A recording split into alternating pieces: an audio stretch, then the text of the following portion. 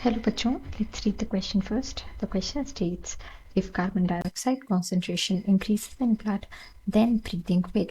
Four options are given. First is increase, second is stop, third is decrease and fourth is remain unchanged. Question में पूछ रहे हैं कि अगर carbon dioxide का कॉन्सेंट्रेशन इंक्रीज कर जाए ब्लड में तो ब्रीदिंग का क्या होगा. इस क्वेश्चन को आंसर करने के लिए हम की कॉन्सेप्ट देखेंगे about the effect of hypercapnia on breathing.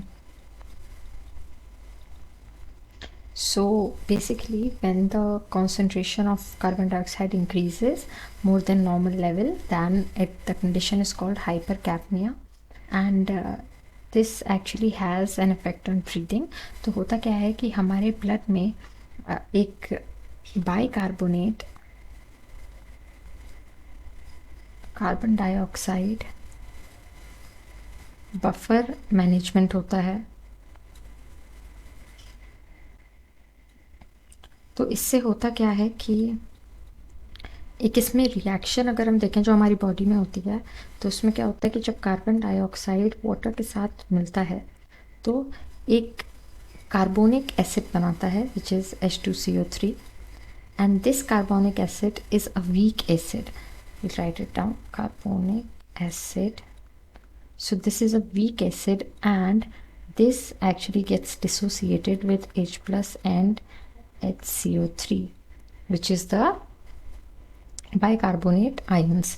तो क्या होता है कि ये बाइकार्बोनेट जो होता है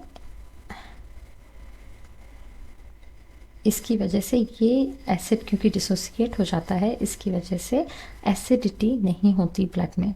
लेकिन जब कार्बन डाइऑक्साइड का कॉन्सेंट्रेशन बहुत ज़्यादा बड़ा होता है ब्लड में, तो क्या होता है कि जो H+ आयन्स हैं वो भी बढ़ते हैं बाइकार्बोनेट के साथ साथ, क्योंकि जितना कार्बन डाइऑक्साइड होगा उतना ज़्यादा कार्बोनिक एसिड बनेगा और उतना ही ज़्यादा डिसोसिएशन होकर H+ आयन्स बनेंगे.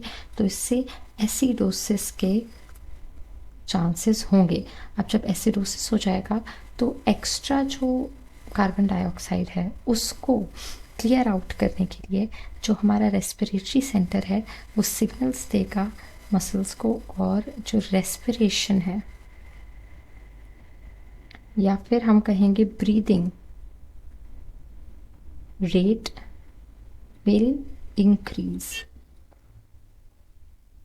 and it will become rapid so that ज़्यादा ऑक्सीजन इनटेक हो सके और जो एक्स्ट्रा कार्बन डाइऑक्साइड एक्यूमुलेट हो गई है वो रिलीज हो सके.